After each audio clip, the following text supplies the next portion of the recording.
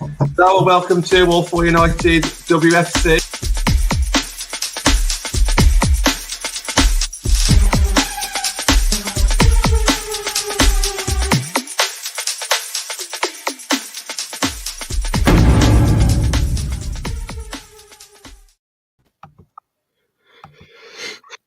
Good evening and welcome to Wolfville United WFC. This has been a Matt Saturday Night Live show, and I know it's been a while since I've been on this, but I promise you there will be no double triangle talk, triple diamonds, or Derry Lee Dunkers to be put it politely. You know, there'll be none of that shit going on this show today, unlike some other channels that you may get off that could obviously talk absolute complete waffle. Anyway, boys, now got it out the way. Got a little digging, you know. How are we? Priest, yeah, funny man. Yeah, all good, pal. Good day out. Obviously, saw you earlier via the pub and that. But yeah, all good. Gareth, how are we, my friend? Yeah, likewise, man. Good day, good win, and yeah, it's been a while, so it was good to see you all again. Yeah, sorry, I've just seen on the private chat that Matt was saying I didn't think I was going to introduce then. It's because I'm on the other side of the screen today. So it threw me just a little bit. Oh, well, there you go. Well, you didn't really have to swap it, but there we go. I was just practicing the triangle formation and getting you at the left point, left tip. Oh, Christ. Midfield, whatever. Yeah. Good evening, Robert. Good evening, John. Thank you for joining us. Hope you're all well. Yeah, it was a decent 4-0 win today. You know, I wouldn't say it was quite a stroll in the park, but it might as well have been. Because Leicester did absolutely nothing in that whole game.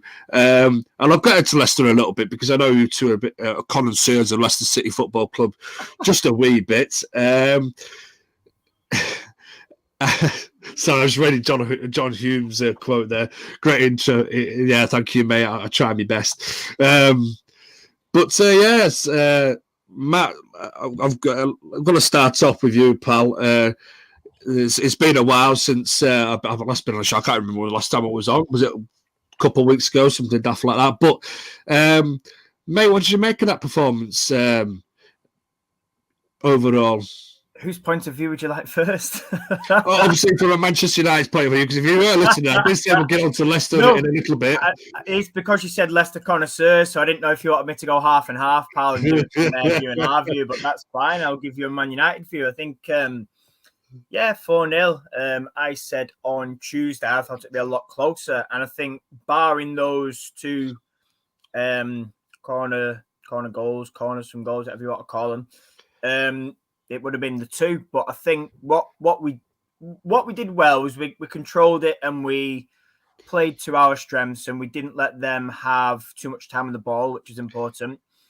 I think it's not really a downside, but like I said, barring them two corner goals, I don't think we tested their keeper enough, really. I think I looked before and it said something like 23 shots and only 7 or 8 on target.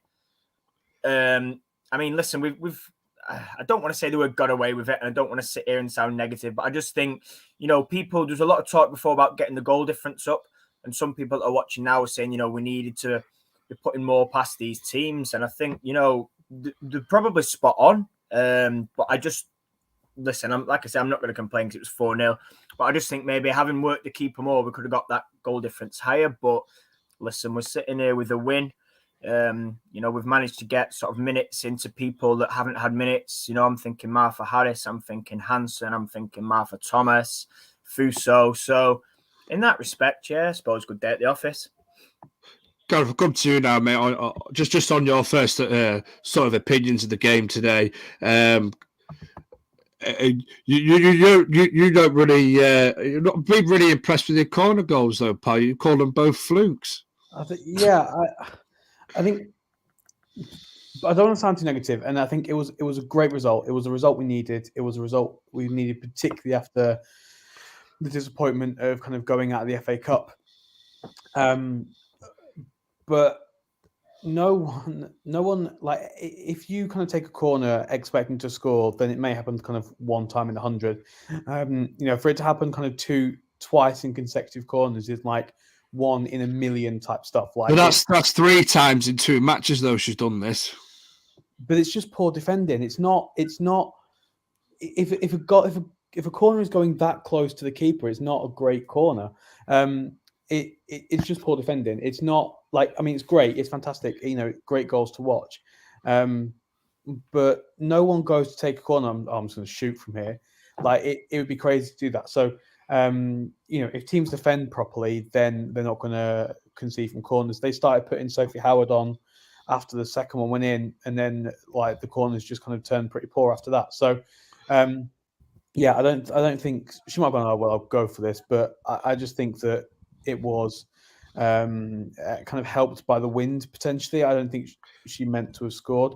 Like to get the bend needed to get it out, round, and in, it is just insane.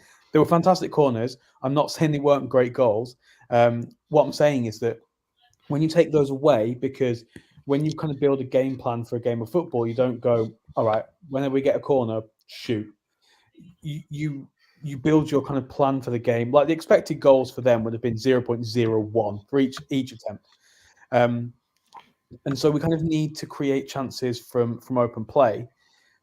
And barring Martha Thomas's goal, we didn't really do that. Russo's goal came from a poor corner that Tooney put back into the box. And then the other two goals was straight from a corner. So 3 of the goals today were from corners, which is great. Like we're scoring from set pieces, and that's fantastic. But we need to be able to create chance after chance after chance from open play. And I think the scoreline flattered us in that sense. We dominated the ball, which we need to start doing as well. And it's fantastic that we did that. But we need to create more chances. When the ball was on the ground, Leicester defended really well. There were some incredible tackles from players like Gemma Purfield. And we couldn't really break them down too much when we had the ball on the ground. Where we were good when the ball was in the air from set pieces. And we need to kind of create more from open play. But that being said, we did everything we needed to do. We won the game, and that's the only thing that really matters. You can only play what's in front of you. We did that. We won the game. We scored some great goals. It's good to see Martha Thomas on the score sheet. Leslie's goals per 90 is now, rumbling along. There's a thread on Twitter from I think it's Paul, I think his name is, from Coventry United, comparing Tooney with Ellen White.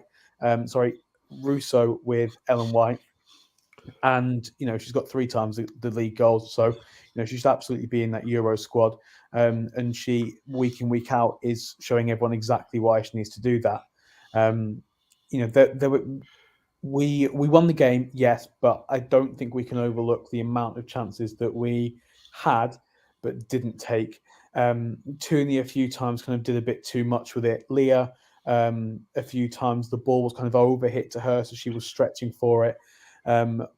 Martha Harris got in a great position and should have just shot, instead tried to cross it, and then it was kind of really quick for Leslie to try and take first time. So a really great result and a strong performance, but that was only third gear for us. And when we're winning these games in third gear, that's great, but we've got to be able to find gears 4 and 5 when we're coming up against the teams that we're going to have to beat in the next few weeks. We're going to need to go to Chelsea and get something last game of the season, probably.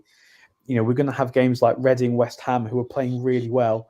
We're going to need to find those extra gears against them. So it was the best fixture we could possibly have had to bounce back from a disappointing game, but we can go further and we need to go further. But I mean, if we're winning 4-0 in third gear, then hey, that's so exciting. That's so great to see, so much more potential for that. But yeah, I just don't want people to think that I'm being negative, because I'm genuinely really pleased. But I think that there is more to come from this team.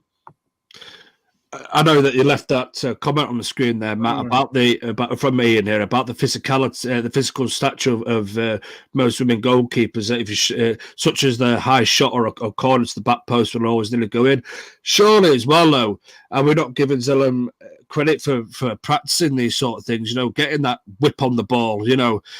I've, to be fair, mate. I know you two don't really watch the men's side as much as I do, but you watch the men's side take corners. Sometimes you can barely clear the first man and the first man on.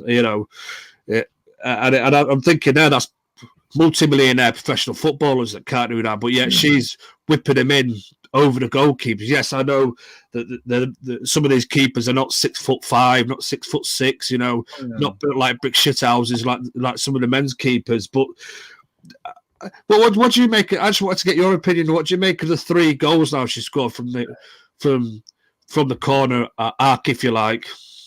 I mean, what I was going to say was, do people genuinely believe she means it? Or like Gareth said, could it have been wind assisted? Listen, I don't want to take anything away, because at the end of the day, listen, scoring directly from a corner is difficult. You've talked about sort of men's players not being able to do it. And, credit for that. But I just think it's so basic with not putting people on the post, like Gareth said about bad defending. But I just think, come on, we've all seen her play for 4 years now. How is this only just come apparent now? Yes, she might have practiced it, but I question too many things, because I just think why if she's practicing it, why would you go out and practice scoring from a corner when it very rarely happens? Do you know what I mean? We've all seen how woeful the corners have been. They're either overhit or they don't beat the first player. In fact, I think she even messed one up after scoring 2 on our nearer side, where it just went completely out of play. So I can't, like I say, it's a good thing to be able to do, but I just can't understand why all of a sudden it's happening now, when you're looking at, somebody that's not been able to take a corner to save a life for the past 3 years. It's like the free kicks. There's a point where they're all flying in, and now they're hitting the wall, or they're not even. Do you know what I mean? They're overhit. So I don't know. It's strange, and like I say, take nothing away from today, because there were 2 great finishes. But again, last week, Man City, they had the smallest player on the pitch on their posts. And I'm just thinking, like Gareth said earlier, put Sophie Howard, somebody that's like 5'10", 5'11" on a post. Yes, the keeper's pretty small, and Ian quite rightly says there, sort of the physical stature and the height in general. There's not many. I think Ann-Katrin Berger might be the only player the only goalkeeper that's of decent height. So like he says, a high shot or something perfectly placed in the top corner, they're not going to get to it. But I don't know. Like I say, for me, it just seems a little bit freakish. But like you said, Ben, it's happened 3 times, one against England number 2. So it's like, but then can you blame, if the keeper's surrounded, can you really fully blame the keeper? I mean, partially, yes. But then my argument is, well, why have you not got defenders on the post, and why are those defenders not clearing it? So I don't know. I just don't like the fact that if she has practiced it, why we're trying to shoot from corners? Like, surely putting it on some. Is it maybe a specific instruction, maybe to try and hit the far post, because that's and maybe she's getting a little bit more bend on it, and she's finding it is dipping inside the far post. Possibly, potentially, yeah. I just think, like you said, they might have said, go for the back post, and it's sort of maybe got that extra whip. I mean, listen, she's got some new purple boots. But no, I don't know. I can't even explain it, because it's just that bizarre. It's happened twice. Well, in 2 matches. It's happened 3 times, hasn't it? But it's happened in 2 matches, and I can't work it out. Like I say, I look back at the Man City one, and I look back at today's one. I just think they're both avoidable. If I was an opposition fan, I wouldn't be best chuffed at that. If Mary was getting beat directly from a corner once or twice, I'd be like, what the hell's going on? Like, why when we've got people like Diana Thor that can head a ball and are big and physical, why wouldn't they be clearing it, would be my questions. But, I mean, listen, you sit here because it's your team and you take it, but it's very, I don't know. I don't even know how to sum it up. This is why I'm a little bit perplexed, but I'm going to see if Gareth's got anything to add to it. Yeah, I mean, I think the corners have improved recently, so I think there has been work on the training ground. I think you could be right, Benny. I think the instruction is going to be, let's get the ball to the back post, and whether it's someone running in to attack it, or whether it's someone there to head it. Because I think we saw with Leslie's goal, the ball was going to the back post, and then Tooney was there to recycle it and put the ball back in. And that's kind of where that goal came from. So, yeah, I think the instruction is probably get the ball to the back post and kind of see what happens. And if you are getting the ball to the back post and there is a bit of wind, there is a bit of extra whip, then the ball there's a chance the ball's going to go in. So if that's the tactic, then it's working really well, and keep doing it. But if that is what we're doing, then we need players to be attacking that ball as well. And I didn't really notice that a lot today. Now, it's not necessarily the delivery that I have the issue with. If the instruction is whip that ball into the back post, well, then I didn't really notice that. I didn't really notice that, because I didn't notice anyone kind of running in to try and attack that ball, or notice any kind of particular setup in order to do that. So I think that probably is what's being said. And, obviously it's only speculation. We don't know.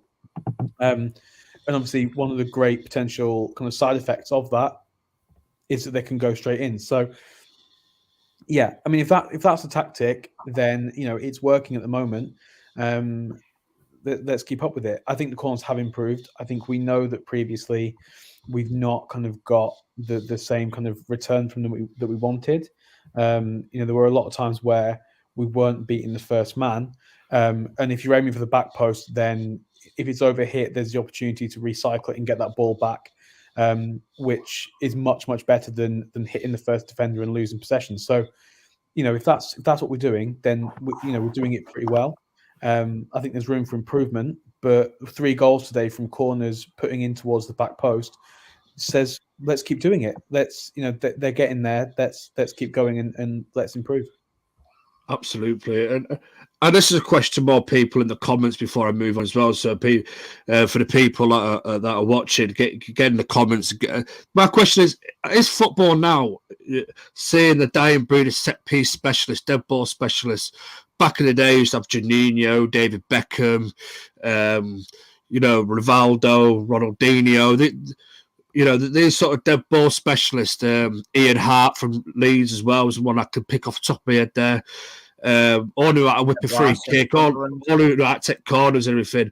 Is it a dying out now? Yes, I think the only one in the Premier League really that you could really classify really truly as a dead ball specialist, James Ward-Prowse at Southampton. Is it a dying breed?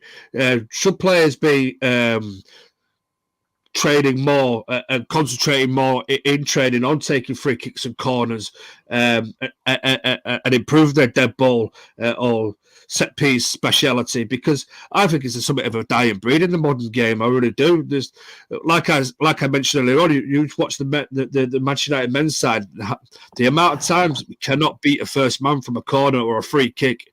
You're rolling your eyes back. They're multi-million footballers that can't get a ball off the ground and pick a teammate. Is it a forgotten art? Is it a dying art of the modern game? Because you look at Cristiano Ronaldo, his free kicks are dropped off an absolute cliff. He doesn't score any of them anymore. Ronaldo's not good at free kicks. Ronaldo, like his free well, kicks, you know what I'm saying, though. It's just like living off that Portsmouth one from like 2008. But anyway, I'm going to move on. Anyway, just something for the people that are watching. Well, let me very quickly add to it. Whilst if people want to jump in comments and talk about this, I do feel you're right. Listen, I've always said, and I say this when I'm coaching, it's about fine margins in the games, and especially forget today's game, but especially against the top teams, it's fine margins, and you need that extra 5-10%. And I've always been a fan of mixing it up. And listen, men's game, even the women's game as well. You look at season 1, and listen, I know people slag him off, but we had routines under Willie Kirk, and then Glenn Harris came in, and it's all gone to piss. There's no specific routines. So I think for me, whether it's corners, whether it's free kicks, whether it's any sort of opportunity where we can whip that ball in and change things up, patterns of play, styles of play, do it. And I think it'll only add to the game. I always use the word unpredictable. You've got to be unpredictable. You cannot just have a plan A. You can't just have a free kick and go for, let's smash it over the wall every time. There's been times when we've had a free kick over one side, and everybody shifts to that side, and you think, hang on, everybody's going that way. Why don't we shift a couple across and stretch the play and stretch the pitch? Gareth's been with me at times when we've been at FC, and I've said, yeah, I'll play it in here, quick ball across the floor, tapping, mixing it up is that extra bit. And I do fully agree, Listen, I'd love to see it. I'd love to see it come back because, like I say, it was there in season 1. I think people remember, I think it was London Bees, and there was a little routine. It ended up at Millie Turner at the back post who pulled it back for a tapping. Things like that can 100% give us the extra edge. And you spot on, Benny, apart from James Ward-Prowse in the men's game, I can't think of too many other examples that are that good. And again, the women's game, similar. I think it's probably because it's a lot of money to have someone there to take a free kick that you might get sort of 2 or 3 in a good position for 90 minutes. I imagine it's just the sense that, the roles required in the game have changed and set pieces now are maybe slightly different. You want maybe a more holding midfielder rather than someone that can whip a ball in. But no, I think it is dying as well. Well, your corners and your free kicks, though, surely. I don't know, but anyway, you mix them up. Go on, Ben. All right, man. I'll move it on.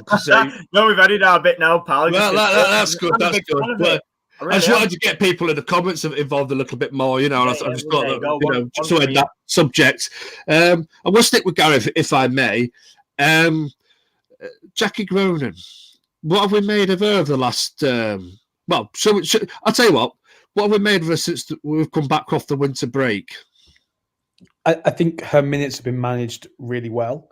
I think people originally were kind of clamoring to see her start and see her play 90 minutes. And I think what Mark and probably Martin as well, between them, have done is actually really, really manage her return from injury pretty much spot on. I think, now we're seeing her back ready to play 90 minutes and she's kind of controlling the midfield.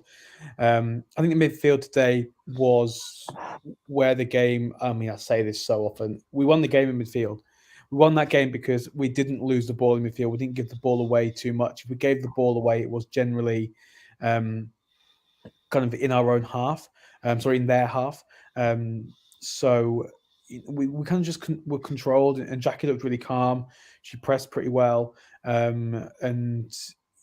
think she's played really well. I think it was one of them performances where she kind of flew under the radar, and that someone's doing their job and doing it well when they do kind of just fly under the radar and they don't really necessarily get noticed, because if they're playing that role in midfield, which is just to kind of be organised, then you don't want to notice them. You just want them to kind of tick over and play the game and do the job. If we often kind of notice players if they have like a really, really standout game or they're making loads and loads of mistakes. And I think she just did her job, did it well, like a solid 7, 8 out of 10 game. Wasn't necessarily spectacular, but just worked really hard and did exactly what she was asked to do. And I think kind of Matt's just put in the chat, and I'll probably touch on it later, that her passing accuracy today was spot on. And again, it probably just kind of, like I say, flew under the radar because we're so used to what she can do, and I think she's kind of back to her best. And I think that some of that is down to Mark and Martin managing their minutes well. And I think she played really well. And I'm not sure about kind of John Fry saying player of the match. I think I genuinely don't know who that would be for me today, but I'll have a think and come back to you towards the end. But I think she just did really well, did a job and did it pretty much perfectly. Matt, I'm glad you left that comment on from Ian again. She has been working very, very hard. She pulls out. He goes on to say she pulls out too many tackles for my liking, but I don't think she's as influential as she was in the past. Has that been a bit harsh on the influential side? Because let's be fair, we're asking to play a bit of a deeper role, a lot than she's probably used to, because let's be fair, it's a lot of weight, not weight on her shoulders, I suppose, but a lot of pressure there to fill in for a position where we know that Hayley Ladd would normally occupy there. Are we being a little bit unfair on her, do you think? Listen, I think in terms of pulling out of tackles, I think that's correct. And listen, she's not the only one, because a few people have been critical of that. So, yeah, the pulling out the tackles bit is fair. You are spot on. She has been asked to sort of hang further back and sit a little bit deeper. But I just want to say, in addition to that, this is, was today the first 90 minutes, or did she complete 90 against City? It's not been long anyway. She's not had many full 90-minute spells. And like Gareth rightly pointed out, she has been carefully managed. So I think could be read as harsh, possibly. Like I say, you find your way back to fitness and form. You're asked to play in a role that's not really your role. I didn't think, again, I agree. I wouldn't say player of the match, but I didn't think she was terrible. She did all right, kept it ticking over. As Gareth was talking about, the team possession before, 81%, we've not had that as a team collectively since Walloping Villa 5-0 back in December. So I think the signs were there. Gareth talked about sort of winning it in midfield and retaining the ball. And I think 81% passing accuracy tells you that was the case, and the midfield was dominant. John Fry's gone opposite. He said, thought Jackie got stuck in more than most. But listen, again, it's been like carefully managing her, which has been important. Obviously, once Hayley is back or Jade Moore is back, whoever's back first, I would guess maybe Jade. That sort of solves that, and we can probably push Jackie further on. Maybe Borisa comes in, who knows? But I think, earlier in the season, the very start of it, I talked a lot about this being probably our best midfield we've ever had and our best options in midfield. And listen, I still stand by that. Selham's chipping in with goals and assists. Borisa's come into form and been quality, especially in the big games. Jackie's back and sort of having to adapt, but she's slowly getting there. Obviously, people talk about her goals, and listen, that's that, isn't it? We know she's not scored, and she struggles with that aspect. But I just think, in terms of what she was probably asked to do today by management, I think she's done the job pretty well. And like I say, I think, in fact, I don't even recall Mary having many saves, if any, to make. Maybe one or two that were tamely hit at her, but I certainly don't recall her being massively tested. So I think that's a credit in general, whether it's midfield, defence.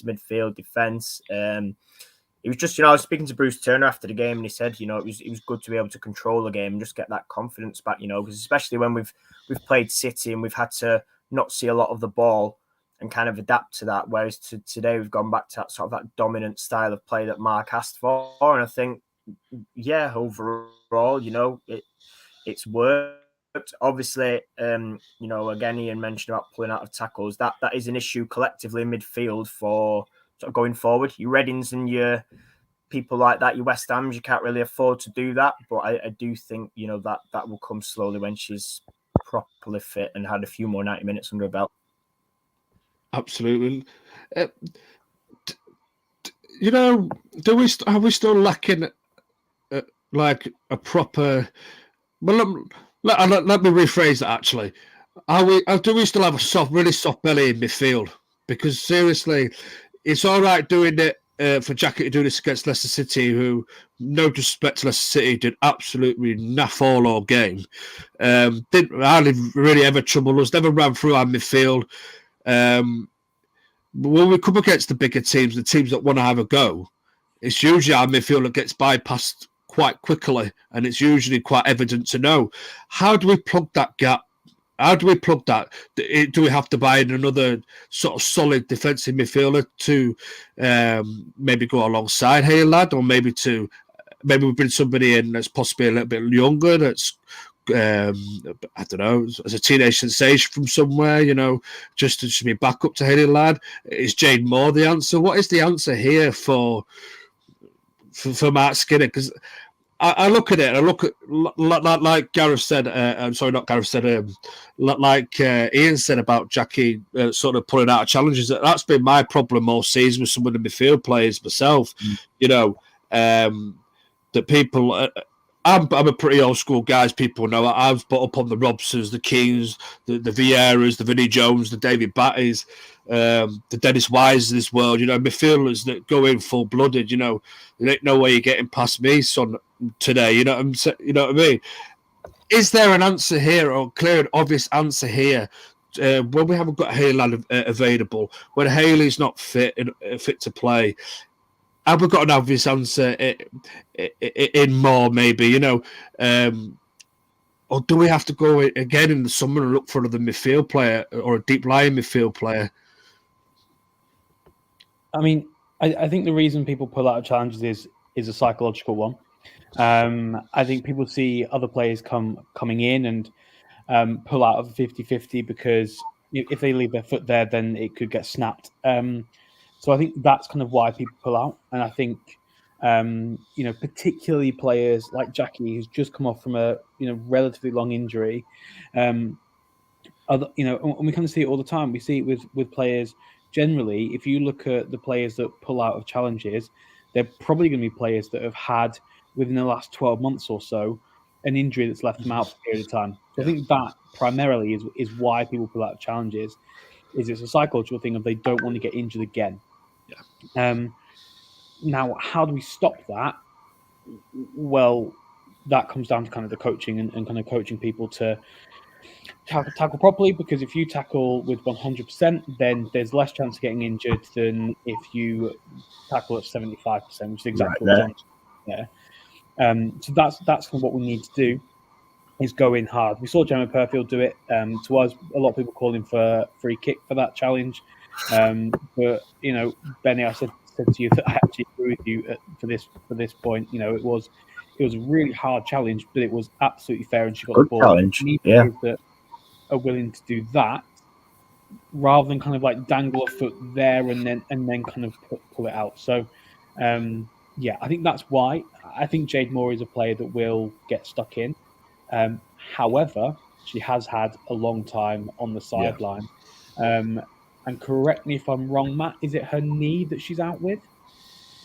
I think so, yeah. It was sort of the knee that was causing the issue, certainly for the last 18 months. And I know it was carefully managed at that brief spell at Atletico Madrid. So I'm guessing the knee is still the issue. So, and obviously the knees, ankles, like hamstrings, they're injuries where people will pull out of challenges. So if Jade Moore comes back and she's absolutely confident and she knows that she's just going to play like her normal game and she'll be fine, then she could absolutely be a solution in midfield. If she's going to come back and be a little bit tentative with challenges because she doesn't want to injure her knee again, then that's an issue. If she comes back and plays like Aoife Mannion does, then don't think we're going to see a problem, and she could absolutely be the answer. But the important thing is that she comes in and plays 100% and gives everything to her challenges. Matt, as a guy that knows a lot about the women's game, is there a such thing as a combative midfield player in the women's game? Because I'm you know me, I'm more of a football fan from the men's side that's still learning a lot about the women's game. Is there that sort of all action gung ho? I'm going to everything, tackle midfield players in the women's game? I can probably give you three. I can probably say, not Man United. I can probably say Sophie Ingle. I could say Keira Walsh, and potentially, because she's played there for the Lionesses, Leah Williamson. More so Ingle in a tackle, potentially Walsh as well, though Walsh, I think, is a better passer of the ball. But certainly those three for me. Again, Leah Williamson, very good with her feet and sort of a passing and things like that. Listen, they'll all get stuck in the tackle, Ingle the most. But I just think for me, Gareth's spot on, and it's interesting actually this has come up because it was a conversation we had the other night and it was a conversation we had before, and I'm not going to go too much into detail, but it was basically a sort of something about tackling and sort of saying similar to what John Fry said, being worried in a tackle and going into it half-arsed means you're going to come out worse, and 9 times out of 10 it does happen, and he is spot on. It is a psychological thing. So I think, it's interesting with Jade Moore because she'll be coming up for 32 soon, and you just think, like you said, if she is not going in as strongly as she should be and she does get another serious injury, is she going to be thinking my career could be in jeopardy, if she gets another 6, 12, 18 month sort of setback. So it's a difficult one. Without Hayley, we do struggle, and we've said this. So then that does lead back to original question, Benny, of do we need to go out and buy, whether it's a young prospect or whether it's somebody that can slot in pretty much straight away or improve the bench? The answer is probably yes. Like I say, I don't want to write Jade off because she's not kicked a ball. But for me, it's like, what you do, And another thing is, even if she does come back and she has a quality couple of years, is she going to carry on age 34 and be effective? Unless your name's Jill Scott and you're clinging on for dear life down the bottom of the league, she won't be at Man United in 2, 3, 4 years anyway, will she? So, remains to be seen. John Hume, Drew Spence, I suppose it depends if we're talking sort of CDMs, stuff like that then. But, a few names for you there, and obviously he's added Drew Spence as well. So, there are a few, like I say. It was just obviously because it's a bit of a dying breed in the men's game now as well. I know football evolves, football changes all the time, but I was just genuinely interested to see if there was any like proper combative midfielders out there, that not afraid to put foot in, not afraid to leave one on their opponent, so to speak. So it is good that there is players out there, and just hopefully that United can go out there and find the next one, the next generation, or somebody of that sort of ilk that's playing somewhere in Europe or across the world, or even in the WSL. If you could pick somebody off one of your major rivals, that'd be great, just to strengthen that midfield, because that for me is our key area, and that for me is where we're getting beaten by the bigger sides, because we've got such a soft belly in midfield. Teams are out steaming through us at will at times. That being said, though, I thought Jack had a really good game today, and it was good to see the whole of the midfield have a really good game, and that's hopefully going to boost their confidence now. Because we're still battling for Champions League places. It's not the end now. Yes, we're out of the cup competitions now. Still plenty to play for. We want Champions League football, and if we're serious about that, we need to start winning well, and start building our confidence back up. And I think this game's come at the right time for us. I think the Leicester game. Again, no disrespect to Leicester City, which I'm going to come onto in a second, because you boys know Leicester better than I do. But the only other one thing I was going to add dead quickly, Ben, was in 2 years' time, could Tara Bourne be ready for that CDM? Oh, that's a good point as well, mate. Tara Bourne. Give her 2 more loans and keep Jade Moore fit as possible for 2 years. And could she play that CDM role potentially? Potentially, right? Yeah, it's a young player and somebody that's already at the club rather than going out buying. But anyway, move on, pal. Just throwing it out. Well, I was just going to move on to Leicester City. I mean, I know you two have seen a lot of Leicester City. Perhaps not maybe as much as this season that you have in previous seasons. But what did you make of them today? It was very. Listen, we've seen Leicester turn United over before in games, with good wins. This is by far the worst I think I've ever seen them play. When we was down in the Championship, we all went to Quorn that time. It was a bit of a party, but I'm assuming you mean the league, because we beat them 11-1 since then. Yeah. You know where I was going at, though. They are beating us. Just get on with it. Should me up now. You're making me look bad. I think the issue Leicester have is that they can't really defend set pieces particularly well. We've seen time and time again them get beaten from set pieces. An aerial threat as well. I think they're not hugely strong at dealing with an aerial threat. I think where they do look good is kind of they look relatively organised and relatively solid when the ball is on the ground. I think today Abby McManus went off injured, and they were missing Ash Plumpter. So if you were to pick their starting 11, 1 to 11, that core of goalkeeper and 2 centre halves, none of them were there.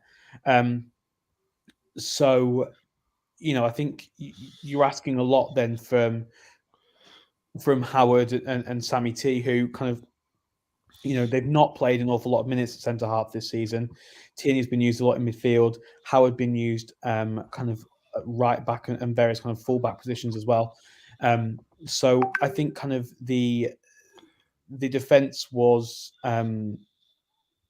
slightly kind of pulled together, and I think that showed. I think CJ Bott kind of came on and had her debut and looked okay, but I think their issue is defending the ball aerially. I think going forward, Tasha Flint's not had a great season. I think that they're not necessarily playing to her strengths, not getting her to hold the ball up, and they're not having people kind of run off her. They do have a lot of injuries up front. They're, Kane's out, Lashante Paul's out, Tasha went off injured.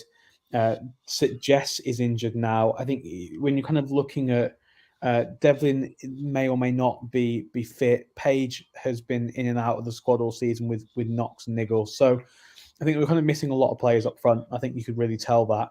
I think Shannon O'Brien worked really hard and ran a lot, and I think she was probably one of their better players in midfield. I don't think really noticed anything from any of the others. I think Pike kind of played well, but Sophie Barker didn't really get involved in the game. Tasha didn't really get involved either. I think Esme tried on the flank, but couldn't really get an awful lot done. Perfield, barring deliveries, was used kind of more defensively because we were in possession a lot. So I think it was difficult for them to move through the pitch and kind of gain territory and look to create anything. So we just kind of had them penned in, and when they looked to break and looked to get forward, there just wasn't really that one final delivery there for them to make the opportunities. That being said, against sides that are going to kind of be in and around them, they play Everton next week. Everton won't have the ball as much as we did, and so they'll be able to kind of play the game they want to play. I think what Lydia Bedford's doing there is trying to bring younger players through. You know, we're seeing that with Goodwin, with Gregory, CJ Bott coming in relatively young, have got this player, I think, who's coming from Middlesbrough recently, a young player. Shannon O'Brien, I think, is only 19, 20. So it is a really, really young squad. It's the youngest squad in the WSL. I think what they're doing is they're looking long term. In games against teams like United, City, Chelsea, aren't going to define their season for a number of years to come. The important games for them are teams like Birmingham and Everton and kind of Villa as well. So yeah, you know, they have a lot of young players. They have a lot of new players as well. And I think that combination means that this season the goal is to stay up, and they don't need to beat United to stay up. We need to beat Leicester to get into the top 3, but they didn't need anything from today to achieve their target for this season. It's more important for them to win next week, and so yeah, that'll kind of be where the real test is. But I was kind of impressed with their organisation when we were trying to play through them, because we couldn't really play through them other than kind of towards the end of the game, last 15, 20 minutes after they'd made some changes. But with that kind of starting 11, we weren't really able to play through them a huge amount. It was when we kind of got the ball in the air from set pieces that we created the issues. So yeah, I kind of think that kind of sums up Leicester's day. I think we were just the better side, and there haven't been many times since Bedford's come in where they've gone and played against better sides. When they've played against sides of equal ability, they've gone toe to toe and they've really, really taken the game to them. And that's kind of one of them things that I think when you're in their position that you go, okay, fine. You know, we didn't need to get anything from this game. We weren't expecting to get anything from this game. And in the grand scheme of things, this game for our season isn't really important. What's important is next weekend. So let's forget that. Let's go again and let's kind of go all in with that. Matt, Gareth mentioned long term, and I was obviously, as you know, I'm a connoisseur of everything Manchester United myself. We're not Leicester City out the quarterfinals of the FA Youth Cup over in the men's side of the game. But what is very, very unique about Leicester City is their training facilities, and their academy is rapidly catching up to Manchester United's academy. They've got Paul McGuinness as sort of their I'm not sure. I think he's head of academy there, and he's obviously he's ex-Manchester United, he's ex-England as well, as so he's worked with the FA. Really, really top guy in the sport. Do you think this is a more of a longer term project for Leicester? With probably like I know Gareth said it's one of the youngest squads in the WSL. Are they going to be one of those teams that are going to look to bring through gems through their system, you know, blood players? Or do you think that because obviously the success of their men's side and they're run very well as well, you know, do you expect them to bring in signings in the summer, you know, to hopefully they will stay in the league, they bring in signings and then they'll strengthen and then try and get themselves up that table and into a more comfortable finish? What do you think it is, more long term, or do you think it's a bit of both? No, 100%. I think long term, listen, like Gareth said, the goal this year is to stay up. I think that's pretty clear. Yeah, I think from conversations I've had with people high up at Leicester and sort of calling the shots and things like that, they've sort of said, you know, we're looking to model the men's sort of thing, you know, bring in a few academy players through, buy young players, develop them. You know, their facility, I will say, is probably the best, or at least up there with Man City in terms of. I think it's the best in the country, mate. This has got described as best. Their training facilities and academy are just. Yeah, and obviously the men's have put, you know, millions into their new one. So I think, yeah, you know, somebody we talked about on Tuesday was their assistant manager, Brent Hills, who was head of women's elite development for England, and he did a lot of the coaching masterclasses in like things you can view on YouTube. I mean, analysis, a lot of work with sort of men's young teams. He's done stuff with the England women's national team as well. So very, very experienced coach. And I think somebody like that works wonders in terms of that model and what they're trying to do. And listen, I can hand on heart say from what I've heard from players, his training sessions are outstanding, and he's there to provide support and obviously assist Lydia. I think that is a huge part in it for me.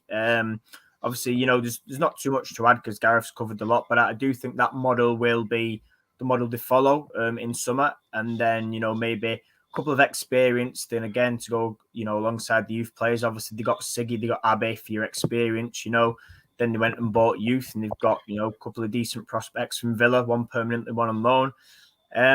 But yeah, I think, listen, it is what it is. They've got 8 first team injuries. Now, I'm not going to sit here and make excuses because we had that last year and we still managed to plug through. But I just think, like you said, for what they're trying to achieve, with 8 first teamers, and you've not got a big squad anyway, and you've got a lot of young players, they don't have enough quality to replace those losses, which, it's no disrespect. It's just facts. They had 3 development players on the bench, which tells you all you need to know. But I don't think they're going to be too disheartened, by a 4-0. I don't think they came, expecting to absolutely, lever us. The games have been close. When they did beat us in the FA Cup and the Conti Cup, they were close games. So, I don't think they're going to be hugely disappointed. Maybe in terms of, previous results against us when they've taken, a couple of wins, like I mentioned there at Lee, but I genuinely think, like Gareth said, Everton will be the big one. Can they close the gap on Villa maybe and drag them further into a little bit of a mini battle at the end and just build from there? I think they're safe. The players have come out and said they don't want to take the foot off the gas, and rightly so because they're professionals. But I do think 3-4 more points and they'll be absolutely fine. I can't see Birmingham finding 3-4 wins to leapfrog them. And Everton are Everton, aren't they? 1 week they pick up a win, then they lose for about 8 weeks, then they get a point, and yeah, quite streaky. But I think they'll be fine. Like I said, it's well run. From what I know, that's the way they're looking to run it, and I'm pretty sure that Lydia will be the permanent manager come the summer as well. Absolutely. Listen, I think Leicester City are one of the best run football clubs in this whole country. Certainly from the men's side, I'm sure that's what they're doing for the women's side. And if anything, if it's anything like the way they run the men's side on the women's side, listen, Leicester are going to always be thereabouts the WSL. They're always going to be a WSL team, I think, and they're only going to get stronger season by season. And the more they get used to it, the more players they attract. Fair play to them, though. It's a good model that they've got there. They've got owners that genuinely love the football club. Not only genuinely love the football club, but genuinely love the city of Leicester. They're pumping millions into the city of Leicester. Not just about the football club; it's about the local community as well. And boy, we love owners like that, that just care just that little bit. But anyway, I shall move it on. I don't want to go on that dampy streak again. We've said enough about the Glazers over the past. So anyway, if you see it going along the bottom there, we have scored our 100th WSL goal and kept our 50th WSL clean sheet. I'll stick with you, Matt. So a couple more. Would you class them as important milestones, or would you just class them as just? Do you know what? That I mean. Yeah, I mean, the 50 clean sheets, it's overall, by the way. It's not WSL. It's overall, sorry. Jesus. Yeah. It is overall since the start of our rebirth, if you want to call it that. And yeah, listen, it's nothing major. Other fans you'll probably find some nugget that supports Chelsea or City probably laughing saying, "Oh, look at this." But for a new club, it's something to celebrate, isn't it? You put it out there. It's like before, I think you tweeted, Ben, something about, the Conti Cup final wasn't a sellout, and then there's other people that have tweeted the same, and you've got all these nuggets from Chelsea putting away. You've never even been to a cup fight, same old crap, and it's just like, yeah, but mate, you're bragging about something that's I've been to cup finals. You couldn't even move in it because all the seats were full. No, I know, but I'm just saying in general. Response to them, That's always clowns out it, and I just think they get rattled because we're 4 years old. This is what I'm saying. It's something that as fans we can celebrate, and it's not huge, but it's little, and it's something for us. But seemingly it rattles other people because they have to compare their 10, 12 years they've got on us to that. So I thought I'd had my little dig in there, Benny. But I like it. Yeah, but no, listen, you celebrate it, don't you? You congratulate people involved, and yeah, crack on. Really, let's get the next milestone. But more importantly, let's get some wins and get up that table. Gareth, where do you land on the milestone thing? Do we overhype it? Do we over celebrate it sometimes in the modern day game?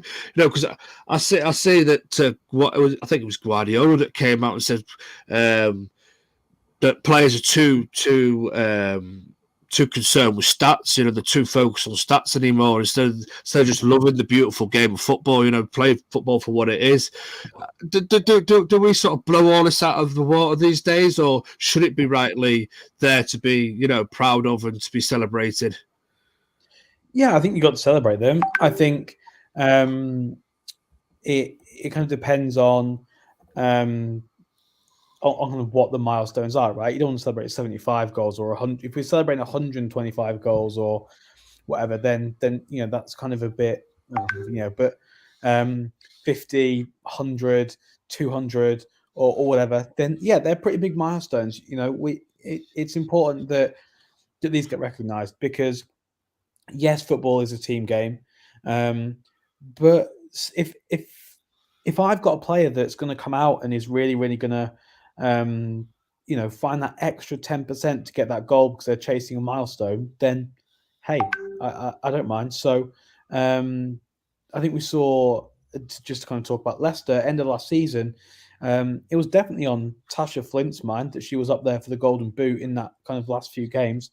And it was something that she wanted. You know, yes, it's a team game and you're there to play as a team, but you're there to win things as well. And these are all players that want to win, that want to achieve. And if you're looking for that milestone, that just little thing to motivate players, and now come on, they shouldn't need motivating by score 100 goals, but you know, they're all things that contribute. And yeah, if you're trying to find, we say that there are fine margins in football, and if they can find the extra 1% of something from a player because they're chasing a milestone, then hey, go for it. Yeah, absolutely, mate. You know, it's just something that stuck in my head. You know, from reading Pep Guardiola when he was going on about players too concerned about statistics and personal milestones and personal goals.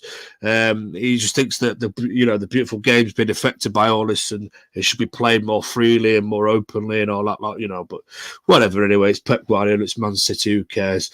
And that's a good stat there. I didn't realise that Tony's played in 96 of these 100 games. Hey, crazy. That's not bad going, mate.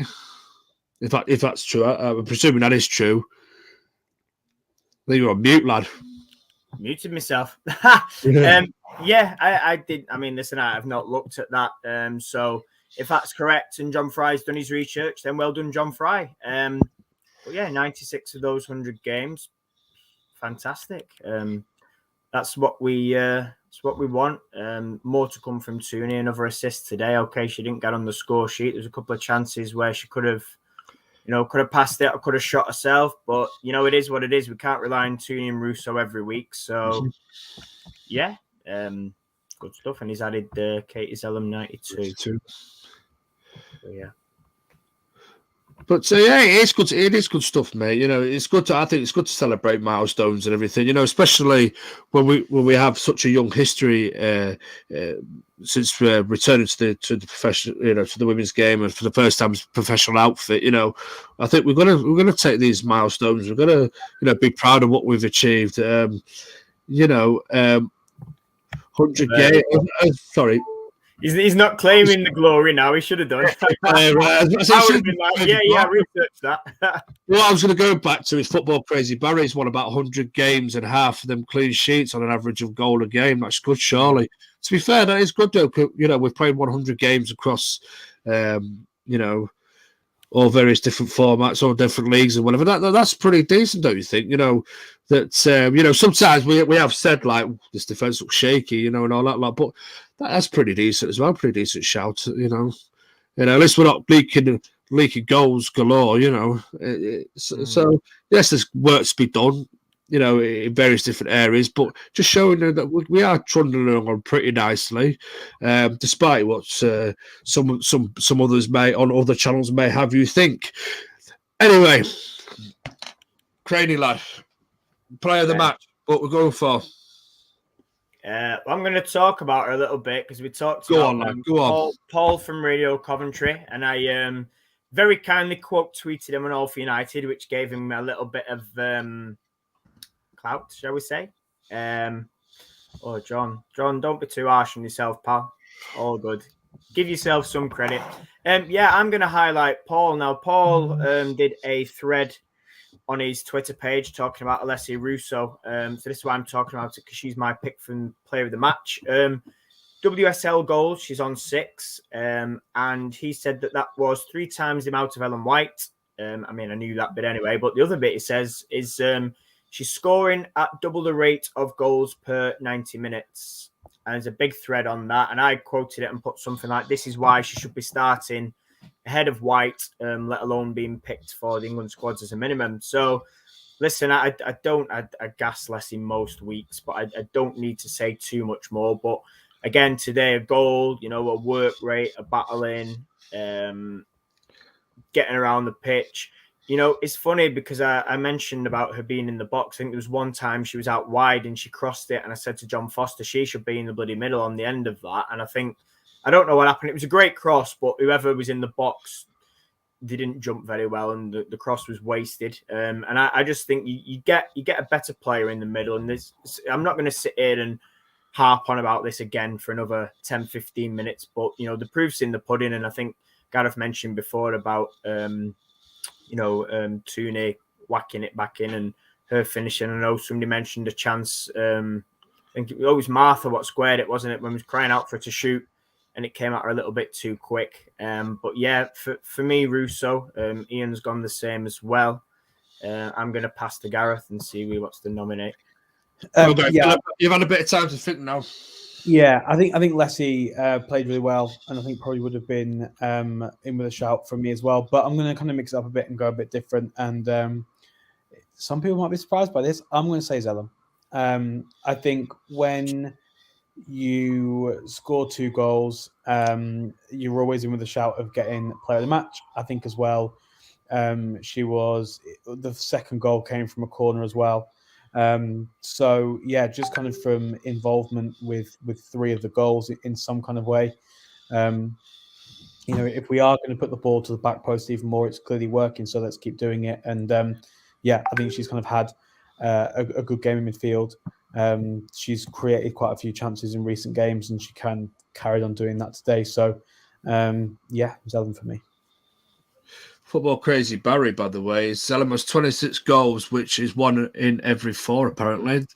I'm not sure if it's some sort of statistician, but he's also pulling loads out the bag today. But Leslie's also amazing. Whizzing through these, yeah. Yeah, sorry, mate. I think the Football Barry was agree with you there, Gareth. So I have to agree with Gareth. I think Katie Zellum, and it's not much. It's not many times that I've said it this for a long time. And I remember I did a show with you ages ago, Matt, and I said I hope she comes back and proves us wrong. Tells us to shut up. I could do this. I could play. She can play. I just think sometimes she maybe overcomplicates things a little bit. Backs out of challenges a little bit too much for me. I'm like, come on, just get stuck in. Lead by example, but then again, I'm more of the old school Brian Robson, Roy Keane, Patrick Vieira person. My captain's steaming to challenges. And all that lot. I know football's changed. Football's a different game. The women's game is certainly different to the men's game in different aspects. So full credit to Katie Zellum, though. I think, to be fair, I think she's been performing over the last few games better than she probably has done all season. I think she's starting to come into her own now, which is good. And And it's nice to see that if she has put in the extra work in training, whether that be on a set pieces, whether that be on a just the corners alone, or whether that be on an all-round game, it's nice to see that coming off. People working hard. Listen, you don't have to be the best footballer in the world to play for Man United. You know, your Darren Fletchers, your John O'Shea's, your Wes Browns of these worlds. You know, they proved it before, and a lot of these European Cup winners. You know, you don't always have to have a team full of world megastars, no matter what some of the idiots on Twitter may say. Have a good squad of players. You know, you need those players in there that may not be easy on the eye. They may not always be the best. They may not always be considered world class, but they always run their socks off. They always give you everything, every minute of the game. And fair play to Katie Zellum, you know, and you know what? While I'm on shout outs, to be fair, because, you know, it was so Hannah Blundell, I thought had a really decent game today as well. You know, it could have been so easy for her to, you know, after the mistake against City, you know, it could be so easy for her to, you know, her head to drop and her confidence to sort of drain from her. But today, I think she came out, she gave a really good performance, you know. Came out, in a way, you could say came out fighting, couldn't you, really? You know, she made sure she got stuck in, you know, made sure she kept everything. Maybe she did, maybe because of the mistake, she thought she might have to keep everything a little bit simple. But at least she did try to get forward. She did try to take on a bit more of a riskier pass, you know. I think full credit to Hannah Blundell. As I've seen players that have made mistakes. The next week or the match after that, they've absolutely turned to have just crumbled. You know, they turned to jelly, and they've just absolutely shaking like a shaky tree all over the place. So it's really good to see that Hannah Blundell has put that behind her and just gone for it today. And I hope that's the strength that shows her the strength of the character that she is. And we need them type of players going forward as well. And I have to shout that out as well. And that I think Natalie's got some competition, by the way. That girl on our left hand side, towards the terrace side, she was absolutely belting it out today. Belting it out. She was outside still going after the game. Absolute fair play to her. That's what it's all about, inspiring the next generation to get involved with the game, get vocally behind the players, you know. And who knows, I hope she's playing the game of football as well with a team or with a school or whatever it may be. I hope she's playing the game of football and she's been inspired by the players that she was cheering on today. That's what football is all about. So I have to agree with you in there. Before we round it off, lads, anybody want to add anything that I may have missed? Martha Thomas was mentioned in the comments by Barry. Go for it, Martha Thomas. No, I mean, listen, around shout outs. Listen, we could sit here and shout out pretty much most players, but yeah, I think the people that deserve the credit are the ones like, you know, you mentioned Hannah. She had a bit of a wobble against City. She's bounced back, couldn't fault her today. And you've mentioned Zellum. Martha Thomas, work rate, you know, chasing things, being a menace. I was a little bit worried. She was on the right, and I said to Rob, you know, and he said, well, I'd rather have her sort of on the right and, you know, doing what she can do and chasing things down. I was like, you know what, fair point. But yeah, I think she had a good game considering she doesn't get games weekly. Good finish as well. Good finish. Hard to do that as well, actually, and get it right without it going wide. So nice little curled flick from the for the goal, and that was that. Gareth, anybody else you want to point out maybe that may have caught your eye? I think it's just not. I think the two centre backs had a good game. I think they played. They were really solid. I don't think they were tested hugely much, but I think kind of whenever they were, they dealt with it and did really well. So I think it was just a really, really strong overall team performance. Like I say, probably only third gear, but did everything we need to do to win the game, and that's all that matters. That's a good point. Did anybody? Because I was obviously late into the game today. Where was Brune? Was she injured, Brune? Today? Just dropped. Well, I say dropped. I don't know. She was fine afterwards. I actually got a picture with her. Fair. No, I just thought I'd chuck that in there. But no, somebody said, are you injured? And she said, no, I'm okay. So I don't know. Maybe just dropped from the squad. I don't know. I really don't know. Yeah, not injured anyway. Not according to her, John. There's not too much more I can add to that. Yeah. But just Paul's comment at the bottom there about Leah's work rate. Leah's work rate is always fantastic, though. To be fair, Leah's one of those as well. Even when she does have one of her quiet games, you always notice the work rate of Leah Golden. And I think that stint of playing at left back at times or right back, whatever it may be. I think with left back, when I can't remember the top of my head now. It's been a while. But when she has played asked to cover in the wing back position, I think it's improved her overall game. She now understands that sort of side of the game as well. I have to get back. I have to get up and down. Not saying she didn't do that before, but I think because she's now played that position, I think her overall understanding now has improved as well. And I think it's really sort of, I think, took her onto the next level as a player now. I still think that we're still lacking that real proper Leah Golden at the minute. The one that's that real charge, and I mean really charge it at the opposition. I think she's just playing within herself.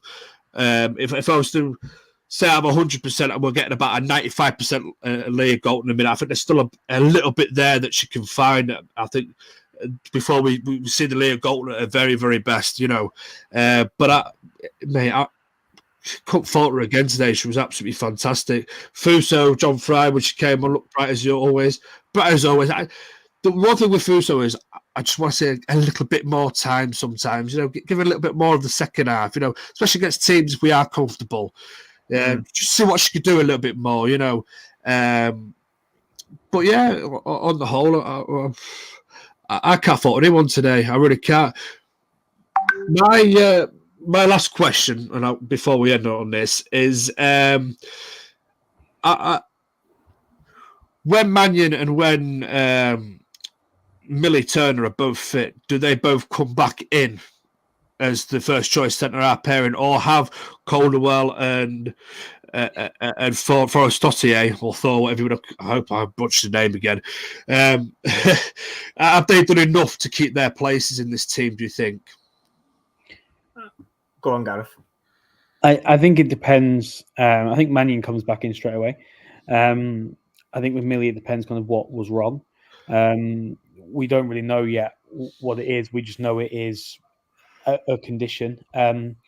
So yeah, it depends what that issue is, and I think the important thing that will kind of be particularly apparent for Millie is that her minutes are managed properly.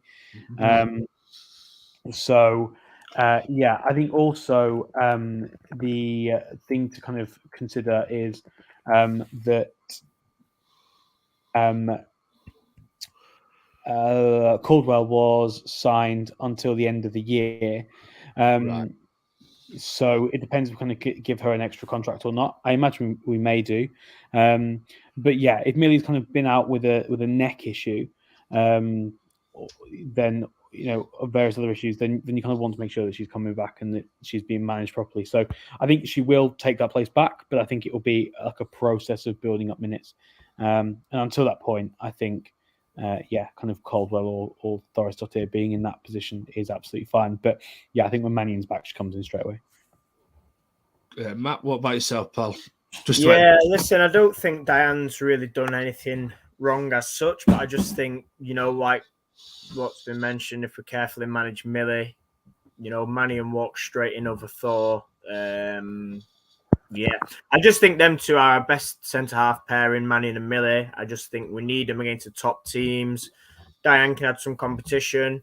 I think it was mentioned further up, it might have been John Fry, and he said, could Millie Turner play CDM? I mean, she did for Bristol and Everton, she could. But listen, if Millie and Mannion are back and Hayley's not and Jade Moore's a bit rusty, could Diane play CDM?